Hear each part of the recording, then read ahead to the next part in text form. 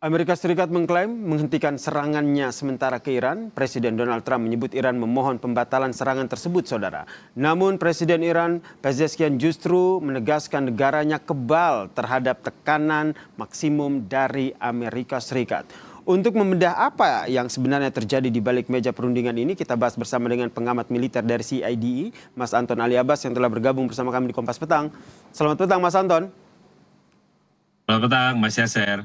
Kita sering mendengar lontaran ataupun klaim-klaim yang disampaikan oleh Donald Trump gitu. Tapi kali ini Trump mengklaim bahwa Iran yang memohon agar serangan ini dibatalkan.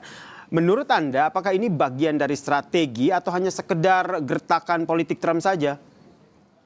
Ya, terima kasih Mas Yaser. Pertama, memang kita harus cermati dan lihat dengan skeptis apa yang disampaikan oleh Trump.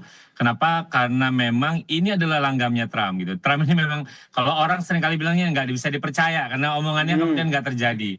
Ada pattern yang kemudian kita bisa lihat sebelumnya. Pada bulan April misalnya Trump berjanji akan menghancurkan peradaban Iran. Kemudian justru 48 jam kemudian dia menerapkan gencatan senjata. Itu satu. Kedua, pada bulan Mei dan Juni dia sudah bilang bahwa ini kesepakatan damai sudah dikunci, sudah oke. Tapi kenyataannya apa? Nggak terjadi. Bahkan di bulan Juni justru perang terjadi di bulan Juli gitu. Jadi apa yang kita bisa lihat bahwa ya kali ini ya udah tunggu aja lah. Nah, bisa jadi ntar bisa belok lagi. Kenapa demikian? Karena Trump memang lagi mencari cara bagaimana dia harus keluar dari perang ini. Ini yang membuat dia rumit. Kenapa? Karena apalagi kalau kita baca laporan dari Washington Post misalnya, hubungan antara dia dengan Pete Hegseth, Menteri Perangnya ini lagi nggak harmonis. Terkait apa? Terkait stok peluru ini, straight missile ini. Jadi kita bisa lihat bagaimana posisi Amerika kali ini itu tidak diuntungkan. Jadi mereka, jadi Trump dalam hal ini, dia memang mencoba untuk mengendalikan retorika. Sementara Iran dalam hal lain dia mencoba mengendalikan narasi. Itulah kenapa yang ditunjukkan oleh dari pihak Iran ketika Amerika bersuara apa, nggak lama kemudian Iran akan bersuara untuk mementahkan itu. Ini jadi memang harus kita lihat, harus kita cermati bahwa ya di satu sisi aksi saling tekan gitu ya, aksi saling bluffing ini memang dilakukan oleh dua pihak. Tapi di sisi lain, tapi di sisi lain bahwa realnya kayak apa ya ini bahwa ada upaya negosiasi yang dilakukan secara tidak langsung, misalnya lewat Oman, lewat mediator-mediator yang lain, iya menukar ide bagaimana kemudian mereka mencari ya jalan keluar untuk sementara. Tapi di sisi lain kalau untuk bertemu secara langsung gitu ya seperti sebelumnya gitu, ini kayaknya lebih sulit. Apalagi tenggat deadline ini kan sudah makin mendekati. Ini tanggal 16 Agustus ya, Bas Yaser ya. Gitu. Jadi kita masih akan menunggu. Saya sih nggak yakin bahwa kemudian 16 Agustus ini akan seal semua dari 12 poin itu kemudian sudah ada turunannya. Saya juga nggak yakin. Jadi mungkin gitu mungkin ada parsial, ada yang terbatas bisa disepakati misalnya terkait Selat Hormuz gitu. Tapi kalau untuk yang lain apalagi soal nuklir ini kayaknya masih panjang, Mas. masih panjang. Apalagi tadi menarik apa yang disampaikan oleh Mas Anton, apa yang terus disampaikan oleh Trump ini sebenarnya bagian dari upaya exit strategis dari Trump untuk keluar dari perang ini. Kalau dari Mas Anton sendiri melihatnya, apakah ini juga bisa kita kaitkan dengan Trump yang dalam detik-detik terakhir menyatakan bahwa menghentikan sementara serangan ke Iran? Apakah ini bisa kita kaitkan bahwa ternyata memang militer Amerika Serikat sendiri belum siap betul untuk perang jangka panjang? Ya, kemarin itu memang mereka melakukan persiapan gitu ya, persiapan yang melawan serangan.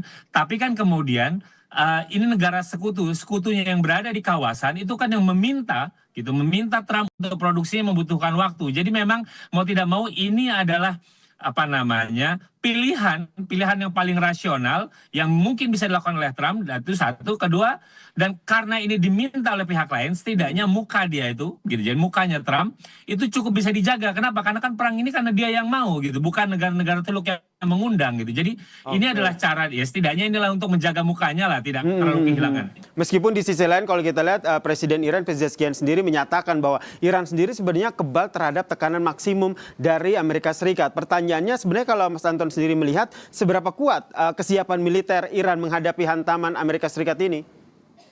Nah, ini justru yang menarik bahwa jeda gitu. Jadi ada pause yang selama ini terjadi itu ternyata digunakan oleh Iran itu untuk mengkonsolidasikan kekuatannya. Bahkan misalnya untuk produksi munisi lalu drone itu dianggap itu jauh lebih banyak dilakukan pada jeda ini, sehingga ada improvement ketika kita bicara tentang serangan, dan itu telah ditunjukkan oleh Iran. Bahkan Iran terakhir ketika melakukan serangan ke Yordan kan itu bukan dalam konteks serangan balasan, tapi dia melakukan serangan pendahuluan. Ini yang menjadi menarik, bahwa Iran kemudian kali ini itu jauh lebih pede untuk menantang Amerika Serikat. Jadi padahal kita tahu pada awalnya Iran itu kan posisinya kecil, posisinya lemah, Amerika yang kuat. Tapi kali ini kerentanan di kawasan itu ternyata menjadi faktor penentu yang juga ikut meningkatkan posisi tawarnya Iran, Mas Yasser. Karena kalau kita lihat di daerah kawasan ini, kalau Iran juga punya proksi begitu, karena Houthi juga terus melancarkan serangan.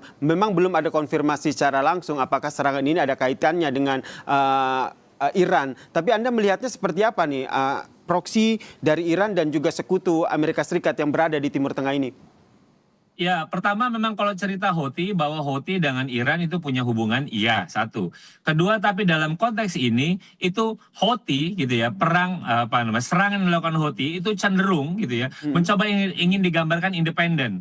Dan Iran sendiri memang juga terkesan menerapkan prinsip plausible deniability. Jadi dia mau bisa cuci tangan. Houthi saya gitu. Jadi walaupun itu persenjataan Houthi itu banyak disuplai oleh Iran, tapi Iran merasa bahwa ini adalah peperangan yang berbeda, karena dari awal yang kita maksudkan waktu itu penghentian semua front itu kan lebih banyak pada isu Lebanon. Beda dengan Houthi, apalagi Houthi dengan Arab Saudi, kan ini Arab Saudi yang memancing duluan gitu. Jadi ini memang sejauh ini ketika tentang Houthi ini bisa jadi kemudian kalaupun nanti MOU Burgenstock ini bisa berlanjut, tapi cerita tentang Houthi versus Arab Saudi ini adalah episode yang terpisah, Mas Yasser. Oke, ini yang betul-betul harus kita cermati ya, bagaimana perang dan juga eskalasi yang terjadi di Timur Tengah. Saya kembali ke berbicara soal negosiasi. Trump terakhir bilang bahwa hasil negosiasi akan keluar dalam dua hari ke depan, 48 jam. Kalau bacaan Anda, hemat Anda, apakah tenggat waktu ini nyata betul atau hanya taktik dari Amerika Serikat, terutama Trump, untuk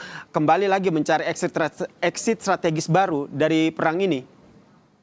Kalau dari informasi dan laporan yang saya baca, sejauh ini yang ada progres adalah negosiasi Iran dengan Oman terkait Terkait Selat Hormuz ya. gitu. Jadi bagaimana mereka ingin membangun koridor tengah. Jadi ini yang sejauh ini yang ada ada kemajuan, ada progres. Walaupun juga misalnya mediator yang lain, Pakistan, Qatar juga ikut mendorong dari 12 poin ini, apakah ada lagi poin-poin yang lain. Karena saya pikir gitu ya, dugaan saya sejauh ini, satu, Hormuz mungkin itu bisa kita seal. Yang di sisi lain tentu saja Iran akan menuntut kompensasinya ada yang bisa dilakukan. Dalam hal ini adalah unfreezing aset. Jadi saya pikir ini, kalau misalnya Amerika tidak ingin mencabut sanksi, ya mungkin unfreezing aset ini yang mungkin bisa dilakukan, bisa ditawarkan oleh karena itu dikuasai oleh Qatar misalnya.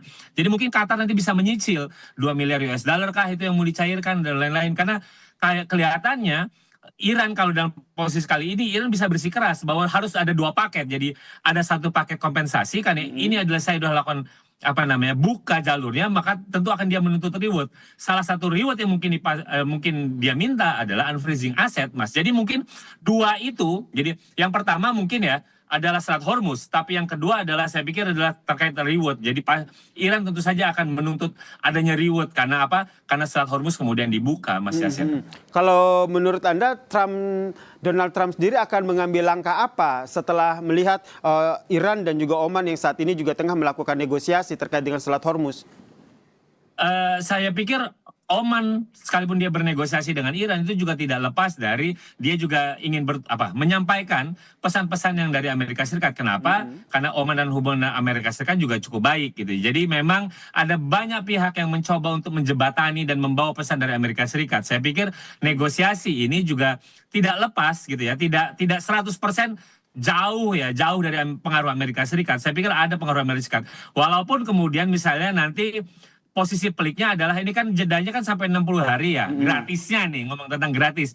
Apakah kemudian per 17 atau 18 Agustus kemudian ada kena tarif gitu misalnya 5%, 10% gitu, ataupun berapa itu akan mulai dilakukan atau tidak. Nah ini kan juga tentu saja akan menjadi negosiasi yang alot.